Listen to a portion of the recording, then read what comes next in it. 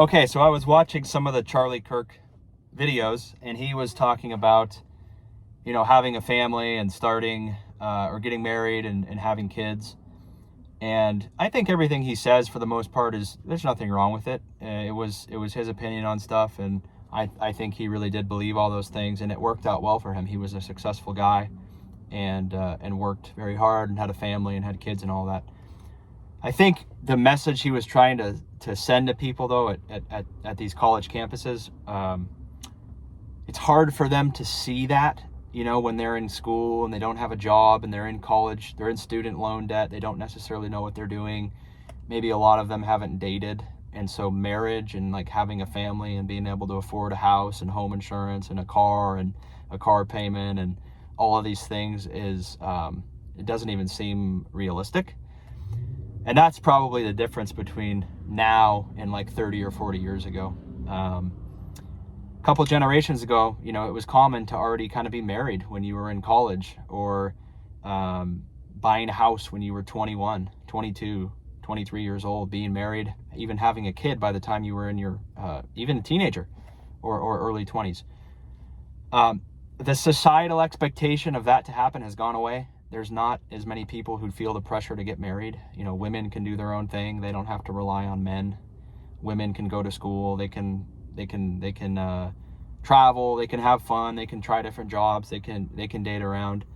And so there's just less pressure. So, again, if people want to get married or have a family, they don't have to do that as early, and they can do it when they're 30 or even older.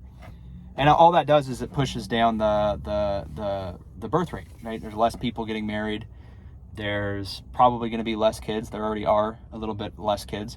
And I think affordability is a big function of it. If you can't really buy a house with a normal income, and you can't support your partner, you can't buy all the things that you have to buy, food and insurance and clothing and home repairs and your mortgage and a car, and then it's going to be something that you delay.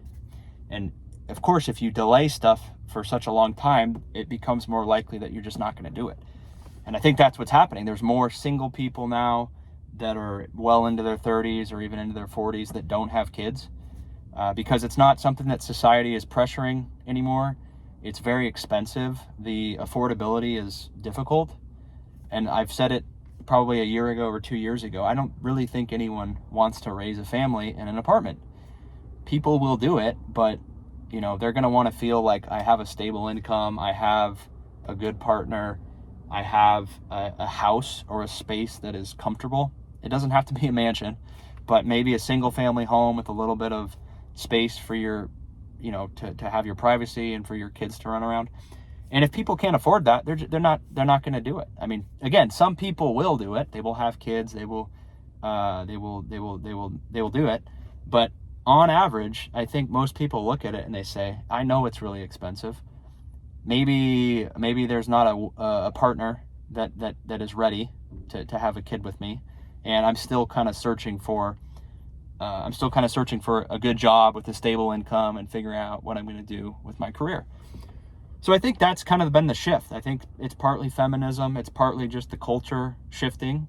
And when you make men and women kind of the same person in society, then there's not really a trade-off there anymore. It used to be women kind of support the family, raise the family, stay in the house, and the man kind of provides. But now most men probably can't provide by themselves. They can't support a woman and 3 kids and the cars and the house payment and all that stuff. It's just not realistic. So both people are having to work, and if the woman's working, she's not going to feel like she wants to have a baby, because that's going to blow up her career. And then she's going to have to take time off and not take the promotion and not make as much money and have more stress at home. So that's the shift. I think, again, part of it's just because feminism and more women going into the workforce.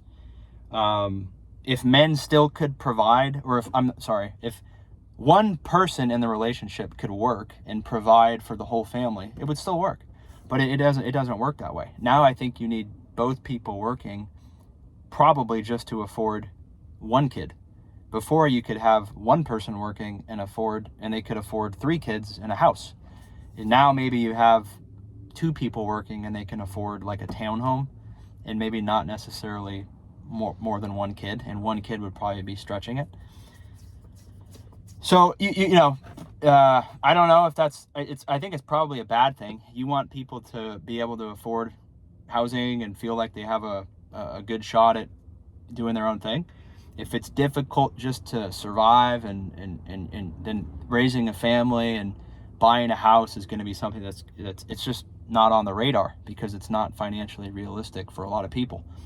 Again, my grandparents and people of that generation, growing up in the I guess in the 60s and the 50s and 60s, they pretty much were all married and bought a house for like $15,000 or $10,000 back then, right? So, and I'm not saying it was easy back then. I wasn't alive, but the prices have gone up drastically, and people's incomes haven't really kept up with it. So it was way more common for people to have 5, 6, 7, even 10 kids.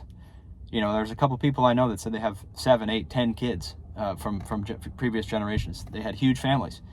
So religion was more of a thing. Obviously, birth control probably wasn't around as much, and it was just a little bit more affordable. Houses were smaller. They weren't as big and crazy as today. And so now it's you ask yourself, how many people do you know that have 5 kids? I mean, if someone has 5 kids today, it's like they got to be doing something where they're making a lot of money. It's not just an average like welder that has 5 kids most of the time. And I feel like back then there used to be a ton of people. Even my mom was saying, yeah, all the families around, they had normal jobs, but they had 5, 6, 7 kids. They had big families. They were Catholic.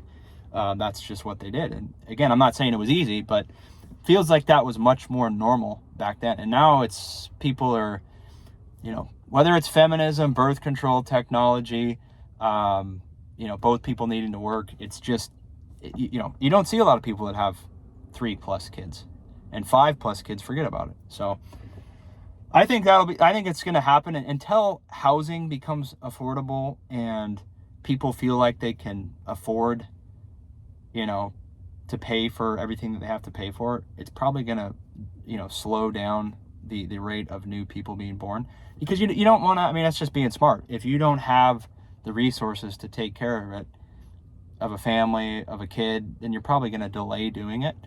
And again, if you delay doing something for a long time, you probably just won't end up doing it, because you get used to living a certain way and you don't want to change it. Some people do have kids when they're 40 or 45, but again, if you go past probably the age of 35 or 40 without a kid, it's, even as a man, it's probably unlikely that you're gonna do it later. So you guys let me know what you think. I think it's an interesting topic. We'll see how it develops. You can subscribe if you want. Take care. See you on the next one.